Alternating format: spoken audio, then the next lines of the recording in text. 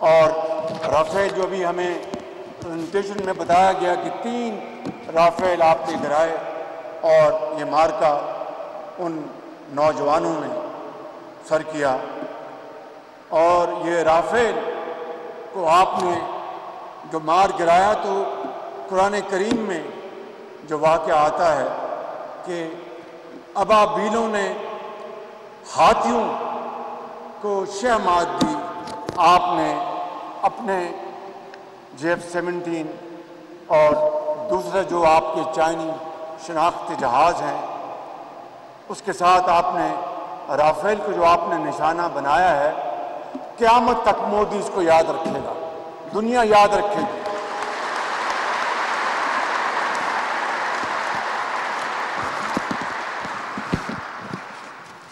اور اسی حوالے سے قرآن کریم میں آتا ہے کہ الم تری کیف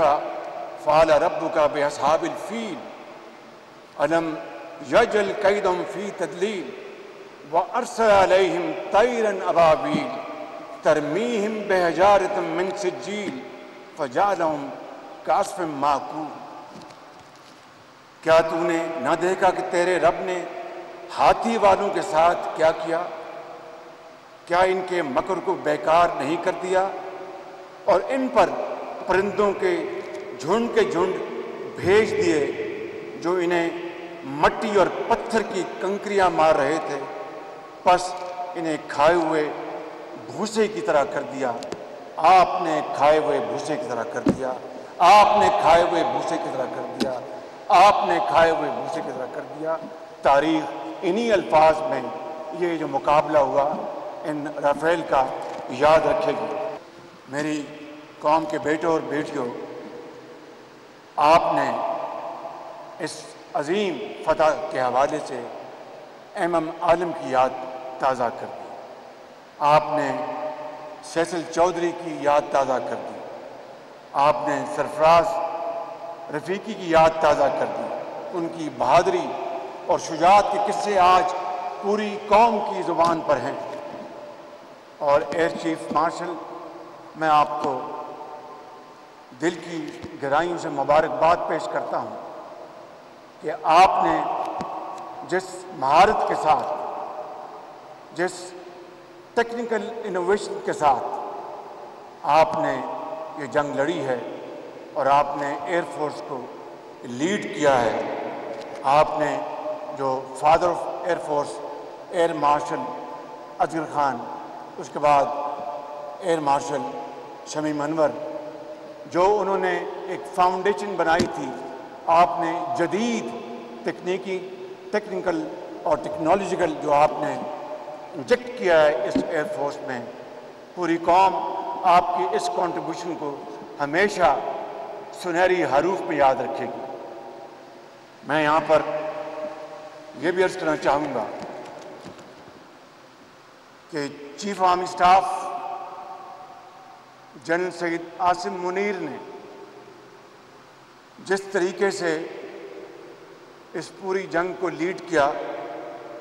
ہماری آرم فورسز کی قیادت جو یہاں پر بیٹھی ہے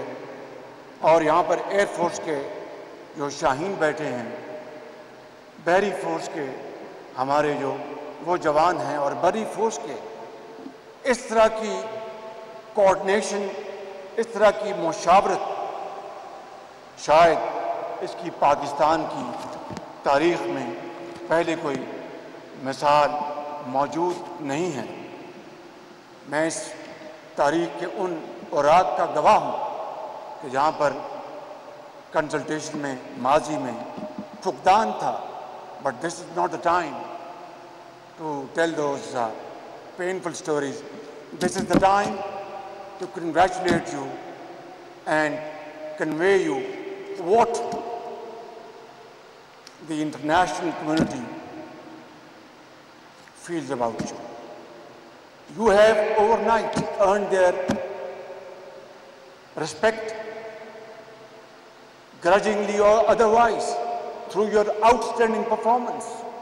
which is unmatched in the annals of history of the world.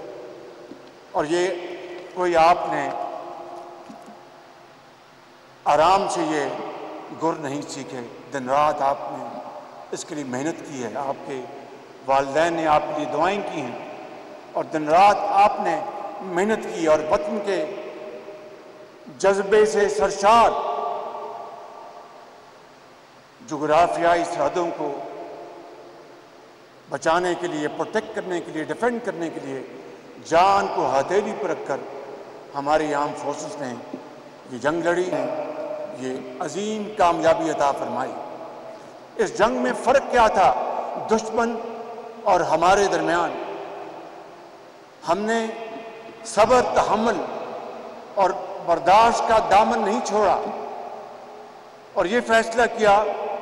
کہ دشمن نے ہماری امن کی پیشکش کو جس گھمنڈ میں ٹھکرایا، ہم نے فیصلہ کیا کہ اب دشمن کو جواب دیں گے بہت سوچ سمجھ کر۔ دشمن نے اپنے حملے میں ان ننھے منھے بچوں کو شہید کیا۔ یہ وہ پھول ہیں جو کھلنے سے پہلے مرجھا گئے، یہ وہ عظیم پاکستانی بننے والی روحیں ہیں جو کہ آپ کی طرح پاکستان کی سالمیت کے لیے ہر چیز قربان کر دیتے۔ دشمن نے ان معصوم بچوں کو، ماؤں کو، جوانوں کو نشانہ بنایا جن کا کوئی قصور نہیں تھا، مگر ہم نے ان دلیر سپہ سالاروں نے دشمن کے جو فوجی تنصیبات تھیں ان کو اوپر ٹھیک ٹھیک نشانہ لگا کر دشمن کے اوسان خطا کیے اور ان کے ہوش گم ہو گئے۔ میں سمجھتا ہوں کہ وطن کے لیے ہمارے جو جوان وطن کے لیے جان دے گئے، جان کی قربانی دی انہوں نے، قیامت تک ان کی قربانی کو کبھی بھلایا نہیں جائے گا۔ اور میں اس خدائے بزرگ و برتر کو گواہ بنا کر کہتا ہوں، میرے عظیم شاہینوں، قوم کے بیٹے اور بیٹیوں، کہ آپ کی قربانی کو نہ میں نہ پوری قوم کبھی فراموش نہیں کرے گی اور اس کی لاج رکھے گی۔ جس طرح آپ نے پاکستان کو اس جنگ میں عظمتوں کی انتہا تک پہنچایا، میں خدائے بزرگ و برتر کی قسم کھا کر کہتا ہوں کہ ہم سب مل کر ہم پاکستان کی مٹی کی اور آپ کی اس قربانی کی لاج رکھیں گے اور پاکستان کو صحیح معنوں میں قائد اعظم پاکستان بنا کے انشاءاللہ۔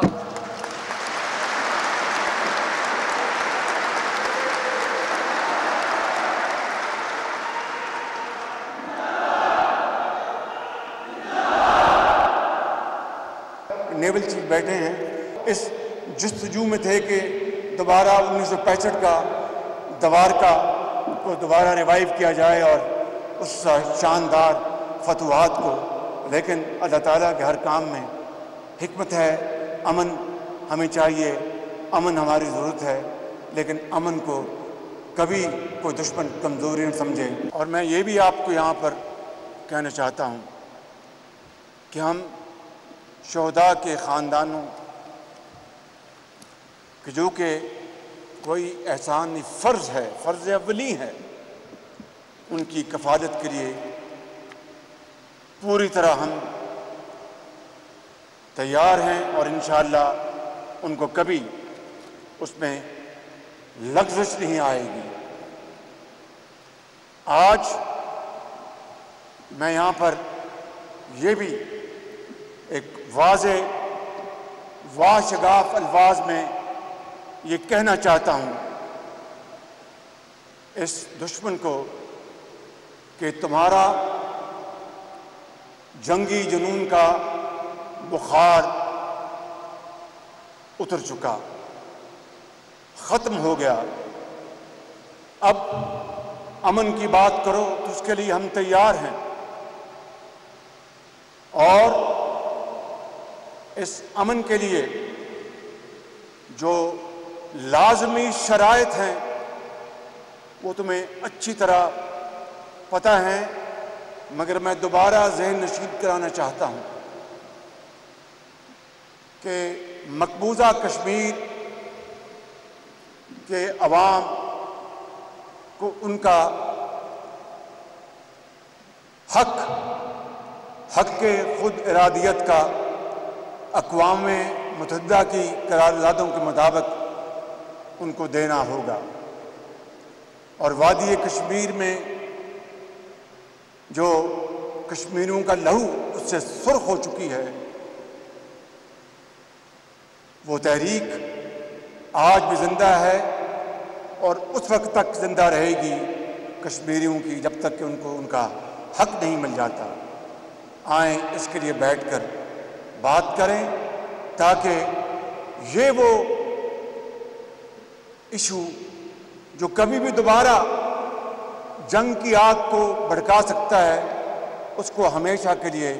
ختم کریں۔ پہلگام کے حوالے سے پاکستان پر جھوٹا الزام لگا کر ہندوستان نے پوری دنیا میں اپنی جگ ہسائی کی اور دنیا کو پتہ لگ گیا کہ یہ ایک خول ہے، ایک بڑی طاقت کا اندر سے جھوٹ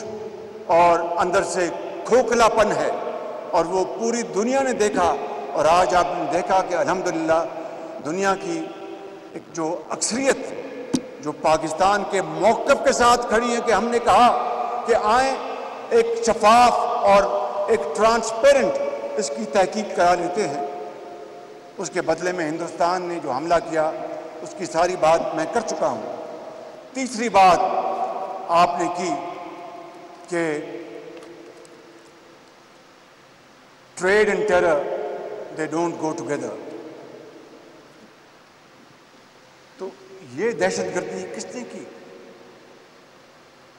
ہم نے تو نہیں کی۔ ہمارے بچوں کو، ان کو بے گناہ بچوں کو آپ نے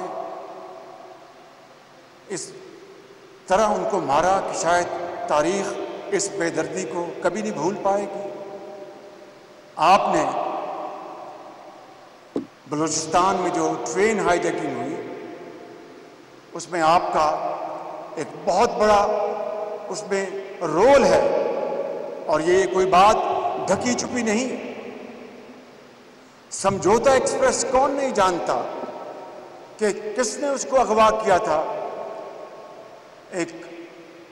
انڈین آرمی آفیسر نے اس کو اغوا کیا تھا۔ مفتی بانی کو کس نے ٹرین کیا تھا؟ مشرقی پاکستان میں بغاوت کرانے کے لیے۔ ہماری بہادر افواج دہشت گردوں کا دن رات مقابلہ کر رہی ہیں، اور وہ دن دور نہیں جب انشاءاللہ آپ کی لیڈرشپ میں ضرور یہ دہشت گردی کا خاتمہ ہوگا انشاءاللہ۔ لہٰذا اگر دہشت گردی ختم کرنی ہے خطے میں تو آئیں بیٹھیں اور بات کرتے ہیں کہ کون دہشت گرد ہے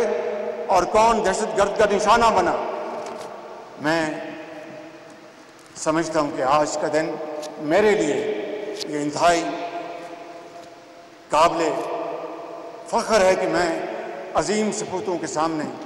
یہاں پر کھڑا ہوں اور آپ کو ہدیہ تبریک پیش کرنے آیا ہوں۔ میں اپنی بات اس شعر پہ ختم کروں گا کہ جب اپنا قافلہ عزم و یقین سے نکلے گا، جب اپنا قافلہ عزم و یقین سے نکلے گا، جہاں سے چاہیں گے رستہ وہیں سے نکلے گا، وطن کی مٹی مجھے ایڑیاں رگڑنے دے، مجھے یقین ہے چشمہ یہیں سے ملے گا۔ افواج پاکستان،